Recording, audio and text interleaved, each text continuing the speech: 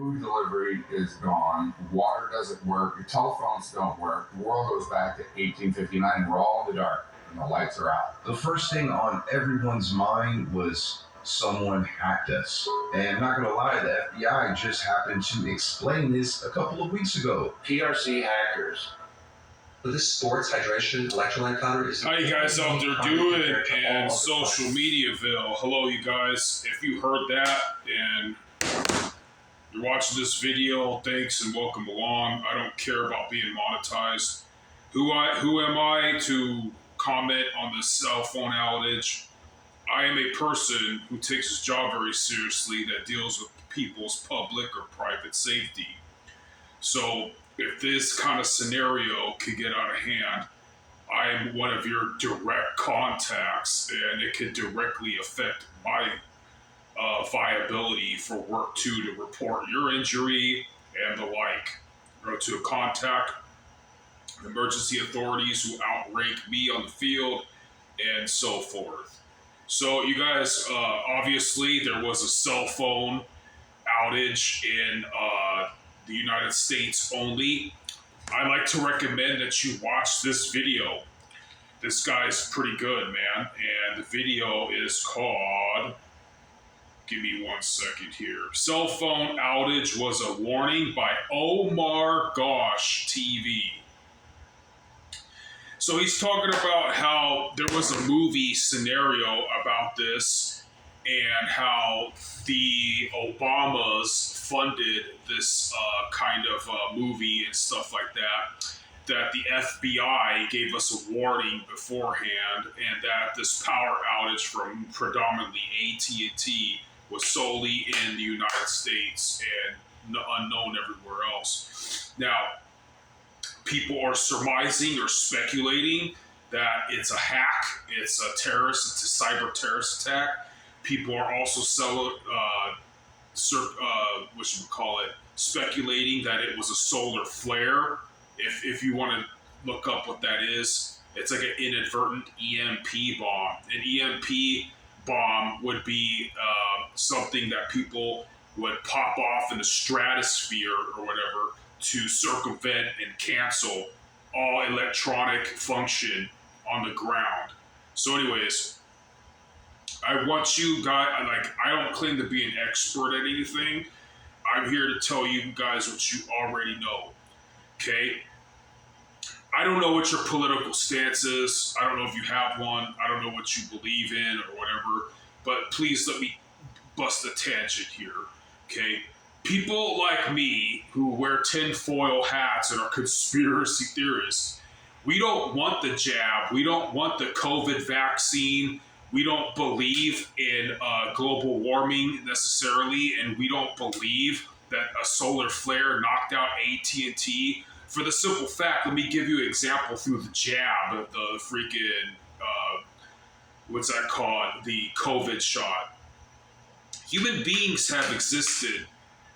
In written human history, we know of like 6,000 years at least. We don't really know or have much record of what was going on 13,000 years ago or 100,000 years ago. We definitely have a general idea of what was going on about 5,000 years ago, definitely 2,000 years ago, definitely about 700 so years ago. And human beings have existed all that time, and we had things like cholera. We had things like the Black Plague around 536 AD or whatever. We had things like leprosy and dysentery and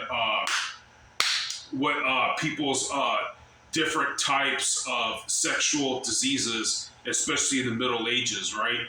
And by the early 1900s, guys, everybody was getting shots for the measles, for chicken pox, for all this stuff. And like in the what I believe is the climax or the height of human civilization in the 20th century, nobody was getting sick, man. I mean, you had to be a special rare sad case, like no pejorative intended, to be exceptionally born sick and all this. So that's why same thing goes, man. I guess there's proof of global warming, for example. There's proof that somehow even before the Industrial Revolution, there was some certain years and times where it was really, really hot. Whatchamacallit. So cars and all that have has existed, and industrial whatever's been going on, and it's still raining cats and dogs in California. It's still snowing in Big Bear Mountain, California right now, guys. And we've existed so long with electronics, at least 20 something years, with the internet, like 30 or whatever. And in the 20th century, you had a lot of electronics going on back then. No solar flare ever knocked that out. We were doing fine, as far as I know of, at least on on a grand scale. I haven't heard of any crazy things. So that's why people like me, I don't believe there was a solar flare. I do believe it's the government basically testing, because like let me put it this way: if there's a civil war in the United States, right, and people don't like what the elections are going on, and people don't like what the government's up to, the government is probably more likely practicing ways to cancel our modalities and our tools to efficaciously assemble a militia to help each other so that we're more dependent on the government. And let me tell you guys something. As much as I respect emergency authorities, if they are not quick to respond or if they're helpless, nobody's going to slap them on the wrist, guys. I called in a disturbance the other day, right? And then when those people cleared out by themselves, I went and recalled the non-emergency line to tell them, hey, don't send any squads out. I'm trying to save you guys time. And the dispatch accidentally relayed to me that they already said that they visited. So I used to do a public safety. We called it ghosting. Like, you would say that you're going to go intervene or interdict something, and if you didn't think it was that seriously, or you're supposed to make a patrol or something like that, you just put in your report in the computer that you did, and then you go to Jack in the Box. And that's what I'm trying to say is, don't count on the government to necessarily save your life, guys, because if they mess up, if they don't do their job to full fluidity, no one's going to slap them on the wrist. There's nothing you're going to be able to really do about that shit. And the government is practicing how much authority they have, and they want to be able to dictate our fate. I've said this before, that being a chauvinistic, misogynist male, back in the day when I used to have girlfriends, actually, and when they would fall on hard times and all that, when their other dude would let them down, or they needed a place to stay, or they were out of a job, that gave me more power over their life, and it gave me a door to get, have them back and stuff like that. So take it from look at that example. That's the same thing of Big Daddy government. If we're not able to independently function and have our own means and our own defense, more and more and more, our country is going to shift into communism. And I believe it's obviously, I'm telling you what you already know, that we lived this long without any cell phone dysfunction, and all of a sudden the solar flare did it.